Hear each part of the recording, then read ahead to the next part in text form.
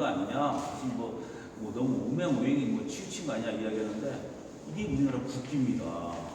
우리나라 국기에 있는 상징도 이를 이해하는데도 사람들이 국회에서 듣는다 이 말이에요. 그만큼 우리나라는 국기에, 태극기에 대한 기본적인 교육이 안 돼 있다는 거예요. 미국 사람들은 뭐 웬만하면 어깨다가 자기들 성조기 들고 다니죠. 모자에다도 하고 옷 티셔츠도 성조기를 하는 것을 자랑스럽게 여깁니다. 별이 몇 개입니까? 51개 주니까 51개의 별이 있잖아요. 참나라 국기라고 자랑을 합니다. 근데 우리나라는 이상하게 자기 나라 국기에 대해서 별로 자긍심 별로 없는 것 같아요. 그래서 좀 안타깝습니다. 이런 태극 정신을 어떻게 음과 양으로 구현하는 것이 여백이에요. 그러면 양은 뭐겠어요? 그래서 양은 바로 아까 저기 파초의 그림처럼 파초가 양이면 여백은 음이 되는 거예요. 그러면 우리가 저기 파초 그림을 보면은 파초 그림 잘 그린 거예요. 이 파초가 전체가 나왔어요? 일부가 나왔어요? 일부만 그렸죠. 한번 뒤에 보세요. 일부만 그랬죠. 그러면 그렇죠. 아니 왜 일부만 그랬냐고 그러겠지만 우리는 보이는 것이 전부가 아닙니다. 보이지 않는 것을 볼 줄 알아야 돼요. 그것을 뭐라고 하냐면 한자로 미외지미 아름다운 것 바깥의 아름다움 상외지상 형상 이상의 형상을 부르는 거예요. 우리가 어떤 사람을 대할 때 외형적인 있는 것만 보면은 가서 그 사람을 판단할 수가 있습니까? 그런 건 아니죠. 어떻게 해야 돼요? 그 사람의 내면을 봐야 돼요. 내면이 어찌 보면 더 중요합니다. 그림을 그릴 때는 형식이나 기법도 중요하지만 그 속에 담겨있는 정신을 읽을 줄 알아야 돼요. 그게 바로 예술의 눈이 떠지는 겁니다. 그게 바로 안목이에요. 그게 바로 안목이 깊고 안목이 높다고 표현하는 겁니다. 그렇기 때문에 저 파초 그림을 볼 때는 파초 밖의 형상까지 읽을 줄 알아야 돼요.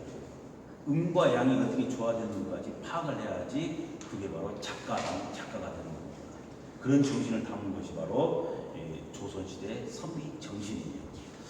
자, 시간 관계상 세 번째 좀 빨리 하겠습니다. 우리 페이지 보시면 5페이지가 세 번째가 나오는데 세 번째 특징은 5가지 특징 중에 선비 정신 중에 세 번째 정신은 바로 의경미와 경의 정신입니다. 의경미는 뭐냐면 뜻의 경계란 말이에요. 뜻의 경계. 자, 우리 동양어는 서양어하고 차이점이 있어요.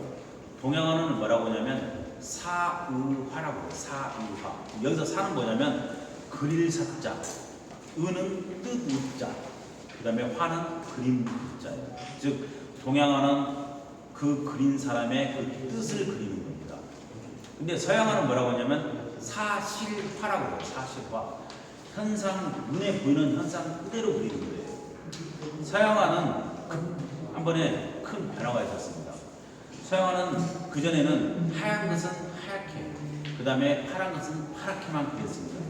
그래서 그림을 그릴 때 혹은 정밀화를 그릴 때 명암, 밝고 어두움, 원근, 멀고 가까운 것을 사실적으로 그렸어요. 그리고 여백은 반드시 채웠고, 그리고 아까 이야기대로 색은 단조로 왔어요. 그런데 18세기에 프랑스의 모네라는 화가가 등장을 합니다. 그런데 프랑스의 모네라는 화가가 풀밭에 밝은 날 풀밭에 하얀 드레스를 입고 있는 어느 여인이 딱 서 있는데 하얀 드레스가 하얀색으로 보이지가 않더라 이 말이에요. 어떤 색으로 보일까요? 풀밭에 풀은 초록색이잖아요. 그래서 초록색이 반사돼 가지고 이 드레스가 초록빛이 약간 물들이듯이 보이더라는 거예요. 그래서 초록색을 넣어서 그림을 그렸더니 당시 화가들한테 엄청나게 욕을 얻어먹습니다. 한마디로 미친놈 소리를 들은 거죠. 야 미친놈아, 하얀색 드레스를 왜 너는 초록색으로 했냐? 네 눈이 혹시 생맹 아니냐? 너는 자격이 없는 놈. 선생님한테 지탄받고 동료들한테 지탄을 받습니다.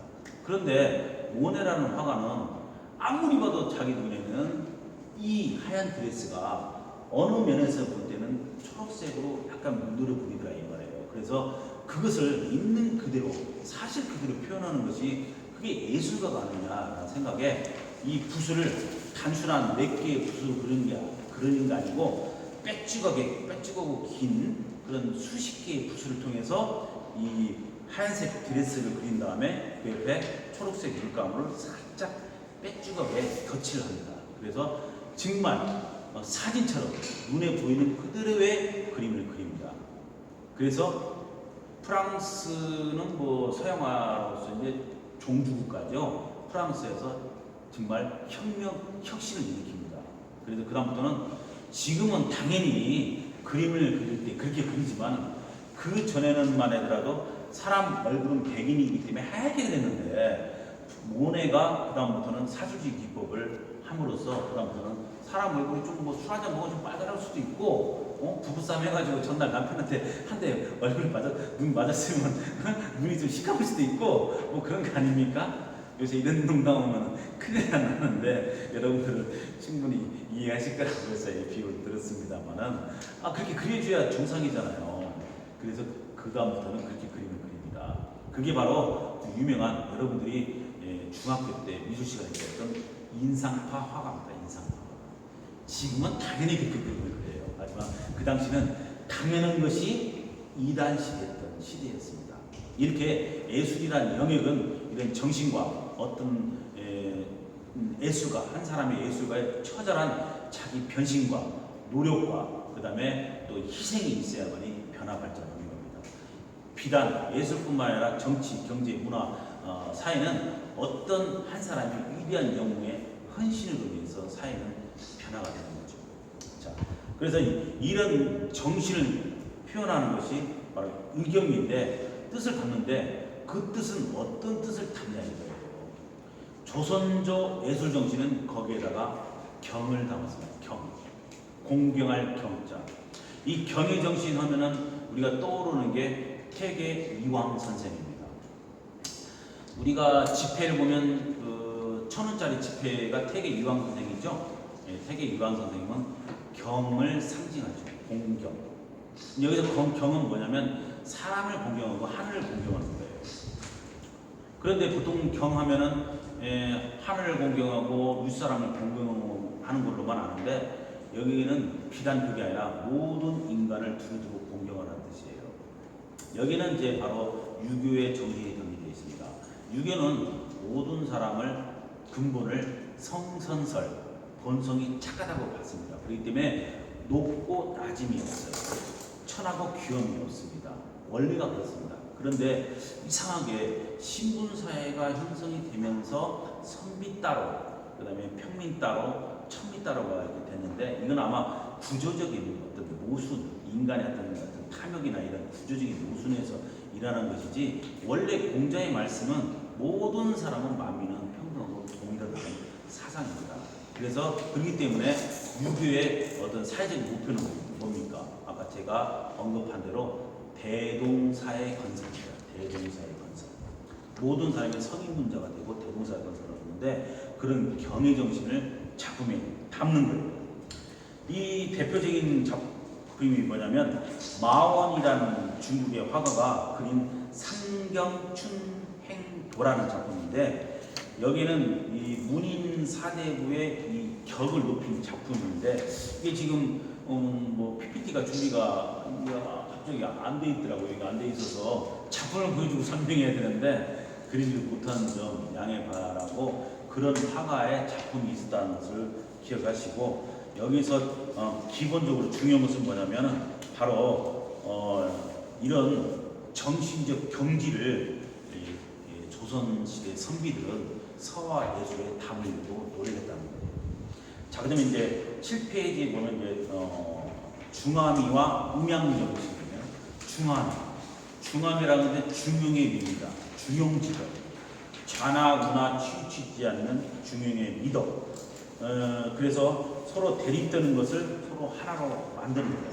이걸 바로 중화라고 부르는데 항목이라는 철학자는 뭐라고 했냐면 중화에 모인 것이 가장 아름다운 것이다 해가지고 튀거나 독출한 것, 뭐 괴상, 망치한 것, 기이한 것 이런 것을 좀 배제하고 평온하고 아름답고 차분하고 그러면서 뭔가 통일을 유지하는 그런 기법을 추구합니다. 그래서 이제 산수화를 보면 삼원법이라고 해가지고 제일 가까운 근경, 중간에 중경, 멀리 있는 원경을 표현합니다. 그래서 원경은 안개나 구름으로, 중경은 폭포수가 되어오는 계곡물로, 근경은 이게 그것을 이렇게 바라보는 어떤 선비의 모습, 이렇게 표현을 해서 삼원법으로 표현을 했습니다.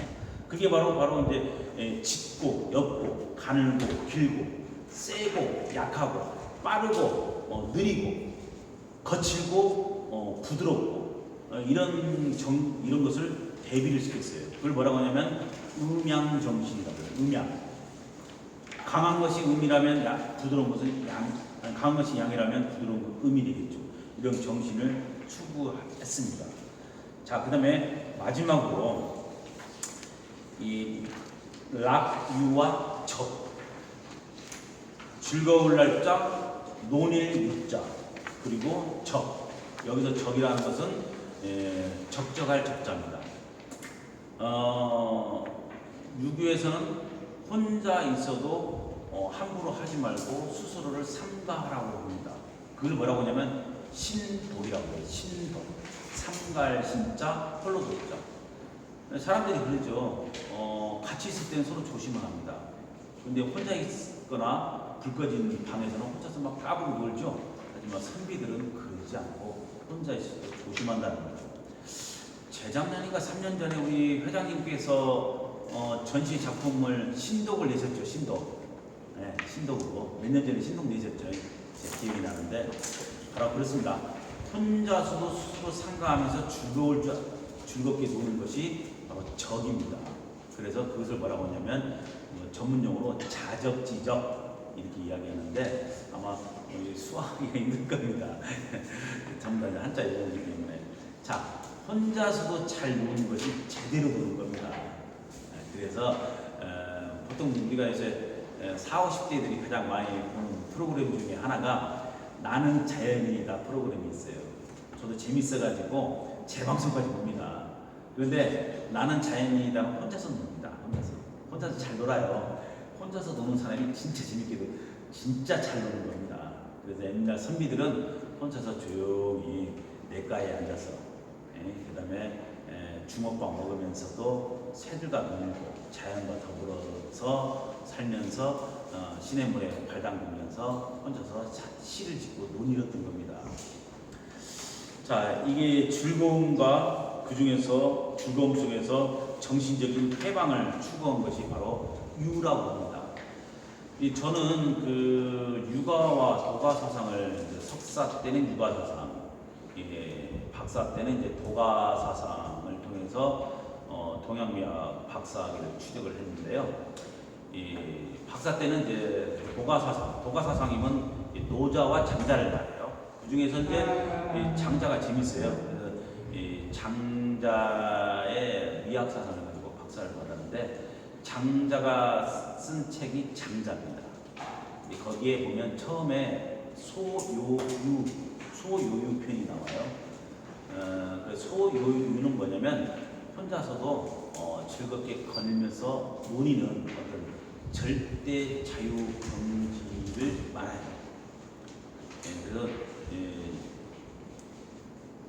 특히 장자, 노자 장자를 대표하는 도가 사상은 유를 가장 넘버원 1등으로 칩니다. 유의 경지. 그래서 옛날 선비들은 이렇게 입신양명해서 국가를 해서는 신하다가 퇴직하고 나면은 고향으로 돌아와서 이렇게 유를 주겠어요. 유를. 그리고 또 유유자적을 합니다. 유유자적이 뭡니까? 끼리끼리 논다고 하잖아요. 그래서 같은 선비들끼리 모여서 시도 쓰고 그림도 그리고 창고하고 바둑도 두면서 이렇게 즐겁게 놀았던 거예요. 유유자적이라는 말이 나오는데 적을 하면서 즐겁게 그 다음에 논의를 일자 락유를 했습니다. 이게 바로 선비 정신이고요. 선비 예술 정신입니다. 조선소 선비들은 이렇게 품격 있게 놀았던 것입니다.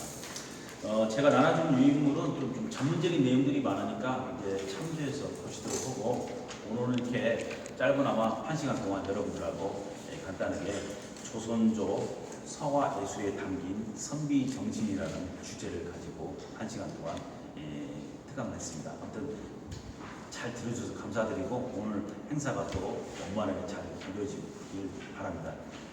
감사합니다.